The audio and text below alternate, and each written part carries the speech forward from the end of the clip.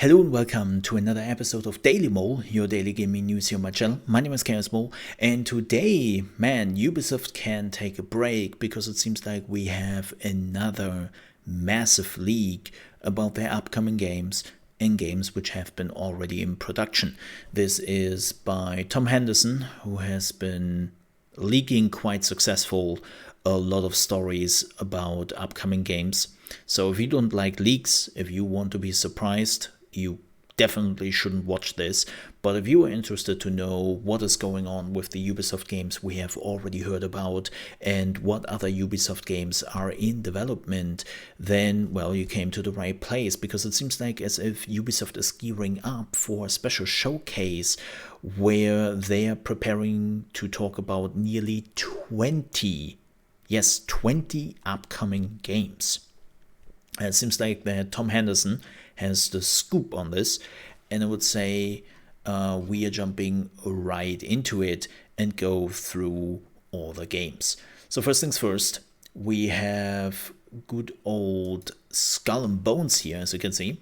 Ubisoft recently opened up applications for public testing for Skull and Bones, and they're apparently very happy with the progress. Skull and Bones has been no stranger to development troubles in the past few years. And yeah, like we know they have been apparently rebooting the game multiple times, and we will see how it's working now. The title will be multiplayer first and focuses on ship combat, with currently no combat on land. And it seems like that this game is coming out in a year. We will see about that. Not many details concerning Avatar Frontiers of Pandora have been revealed of late. However, Ubisoft is keen to show off more of the title, and a new trailer has been created.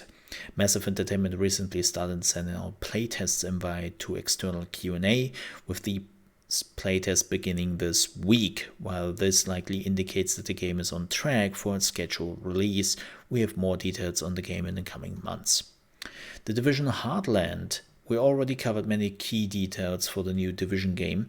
It has been suggested that the free-to-play title could launch in the coming months, although a definite release timeframe has not been specified.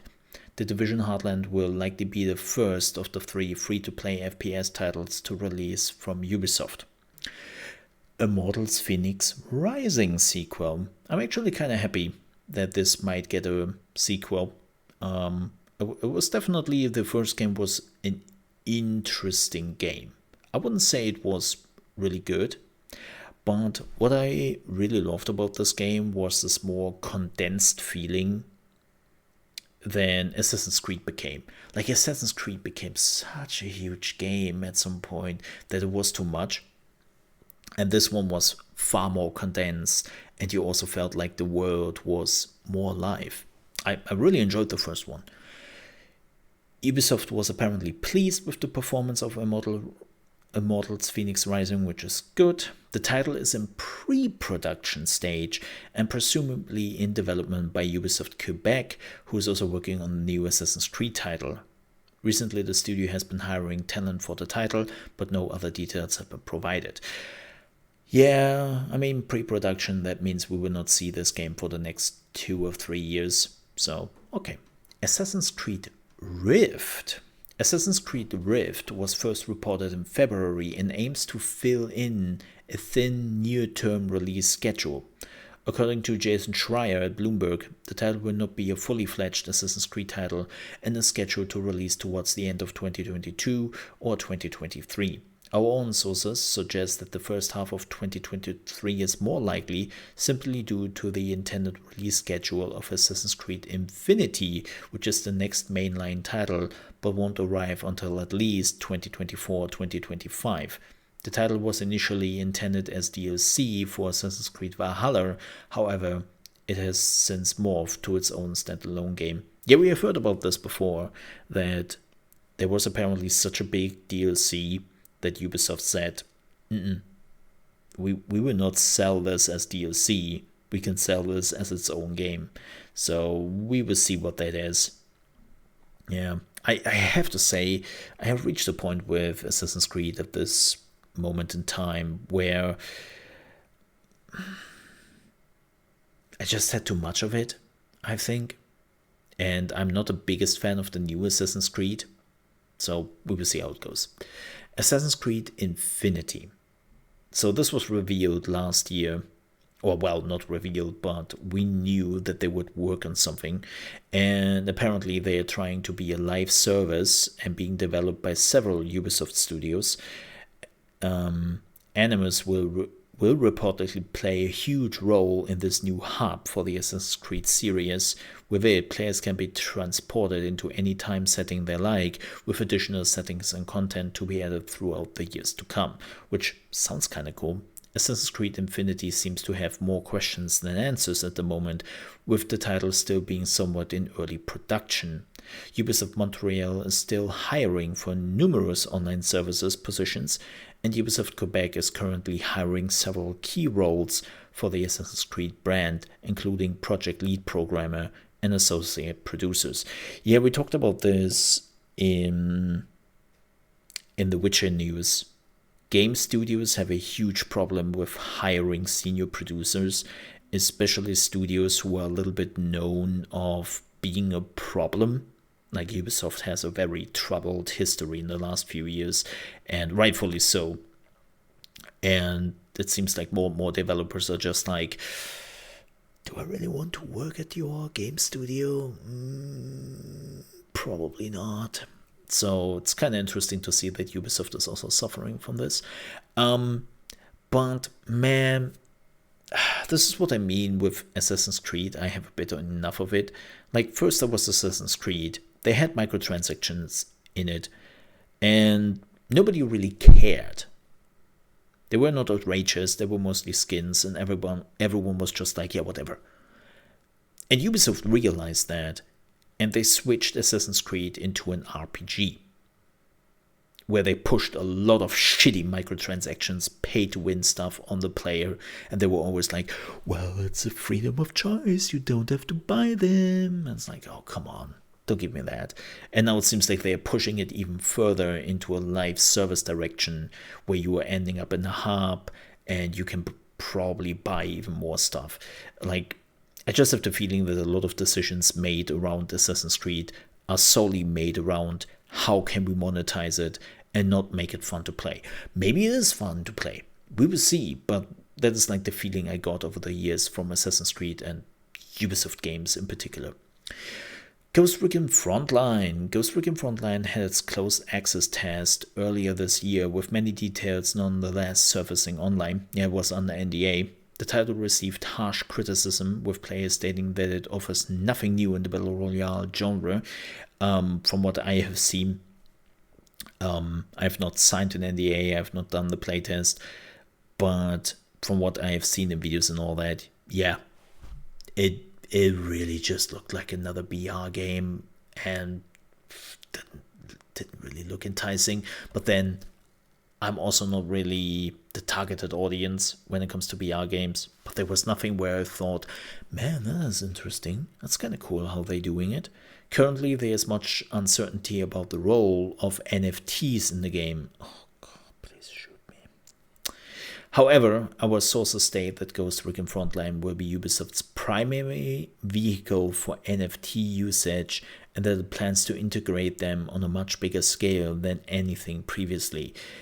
Yeah, let's move on from that shit. XDefiant. XDefiant has seen significant changes since it was first revealed in August 2021, most notable dropping the Tom Clancy brand. Well, that is most notable, but it's not really a significant change. Like, if the game still plays exactly like we have seen it before, then they just took a name away. The game is currently in QA, and Ubisoft recently opened up applications for their new XDefiant Insider Sessions, which started on March 15th. XDefiant is the third FPS title in development by Ubisoft that will be free to play. The game is headed by ex-Call of Duty executive producer Mark Rubin and has been developed in collaboration with several Call of Duty content creators. XDefiant seems like it's still a while away from a release. Although Ubisoft hasn't given an official release date as of yet, I wouldn't be expecting this game until the late of 2022, possible the beginning of 2023, which is kind of fascinating, because when they announced it in August last year, they made it more and more sound like as if this is something coming out soon. And that's now not the case anymore. Prince of Persia Sands of Time remake. Yeah, let's talk about that. Not much has been said about the Prince of Persia Sands of Time remake, but the game is still in active development, despite rumors and concerns to the contrary. The studio has been hard at work on the title since its reveal in September 2020, with sources suggesting that the game needed to be overhauled following fan disappointment.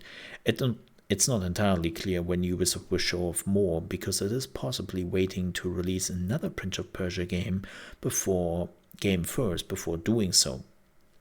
So this is interesting. Yeah, when the game was showed off, it looked so bad.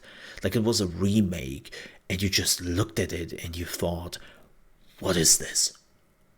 Like it all looked so bad. It really looked like, I normally don't care about graphics, but if you're working on a remake and you are giving us slightly above PS2 graphics, and I normally don't use that term. I know there are tons of people on the internet who immediately say when they see something, oh, it looks like PS2 graphics. Like, no, I'm not using normally that term, but it looked really bad.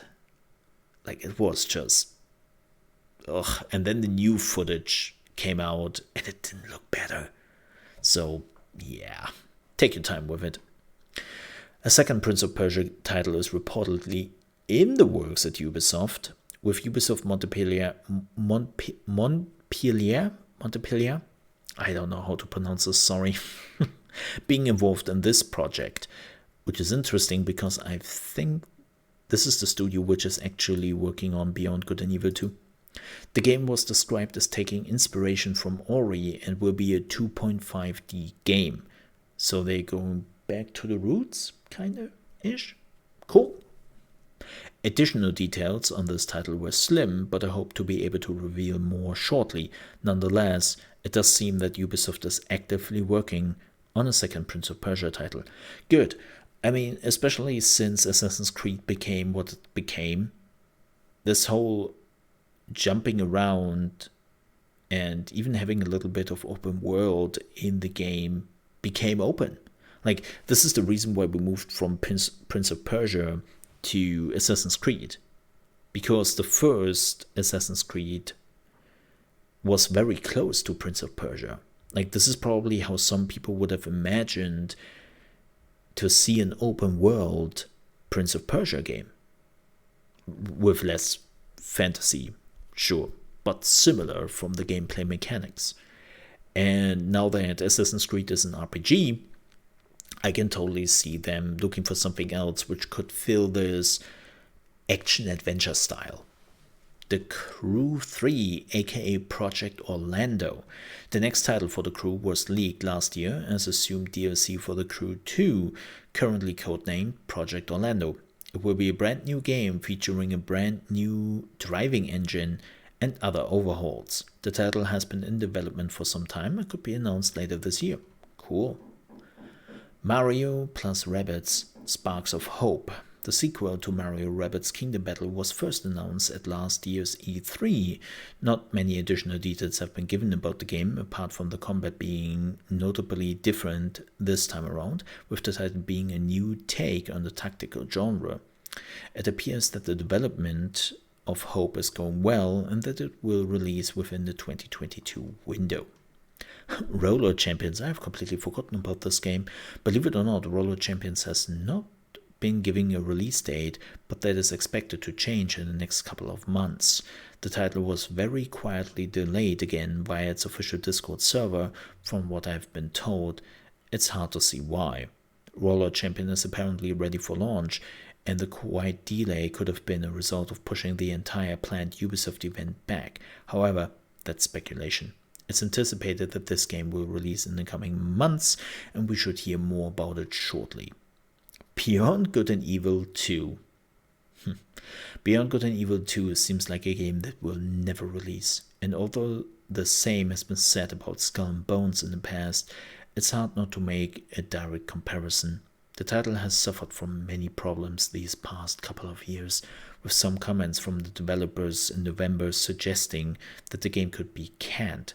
Despite these comments, it appears Beyond Good and Evil 2 now lies in the Ubisoft category of we spend too much and can't give up now. I won't be expecting to hear much about it for a while. Yeah, we have heard about this.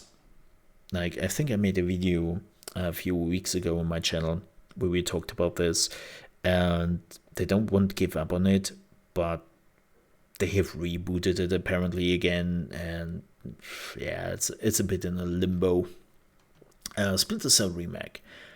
We knew that this is coming. The Splinter Cell remake is still in very early production, and although it probably won't release until 2024 at the earliest, we could see some form of CGI trailer to help boost talent interest for the project if Ubisoft thinks that's required. Yeah, this is a quick note I will put here because I don't really have much to say about mobile. Hey, there are mobile games coming. Hope you enjoy them. Have fun.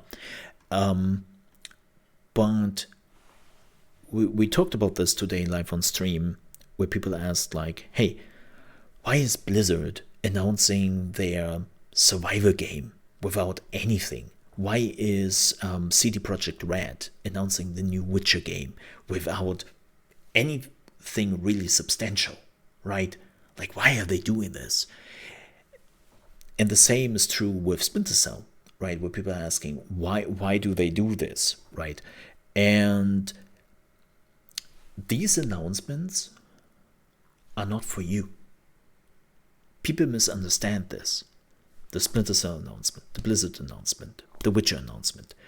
Those announcements are not meant for you, the consumer. They are meant for developers. Because as I said before, the industry is a little bit in a tough spot right now, where they have so many projects to work on, and they don't find the right people for it. Because years of abuse and pretty bad working conditions sometimes in a relatively small sphere of developers will make it so that people think twice about working at your company again. Like, this is sometimes, people sometimes forget, is the sphere of talent in the gaming industry is really small in comparison to other industries out there. It is really, really small. And if you burn some bridges with those talents, they have enough other choices. They have tons of other choices they can go to. So the fight for talent is pretty much going on right now in the gaming industry. And nothing entices a developer more than having a high AAA prestige project on your resume. That you can say like, hey, I worked on the next Witcher game. I worked on the new Splinter Cell game. I worked on, and so on and so forth. Like, that is something where you can really brag with when you are actually aiming for the targeted job in the gaming industry. So this is why they are doing this. This is why they are pushing out those games so early sometimes now that development hasn't really started yet. I know this is very different to what the industry, which is sometimes called the industry of secrets, has been doing before. But I think it will actually get worse. I think it will actually get worse to get talent in. Yep. But yeah, so far, so interesting. I'm pretty sure we will see more and more on the showcase. And I will definitely watch it when it happens. And then you can see my video about it. Or you can watch it together with me live on stream. But with that said, thank you so much for watching, folks. I hope you enjoyed this video. If you did and you're on your way out, I would appreciate if you leave a like. If you're new to the channel, you want to see more daily gaming news, live reactions to video game announcements and whatnot. And also, if you want to see tips and tricks for new games, especially a lot of Lost Ark in my channel, you came to the right place. And I hope you will decide to subscribe to the channel. because that will help me out a great deal. If you ever want to catch me live, you can also do so from Monday to Friday, starting at 9 a.m. ET, which is 2 p.m. UK time and 3 p.m. Central European time. And you can find me at trovo.live/ChaosMole. Thanks so much for watching. Stay safe, and I'll see you next time.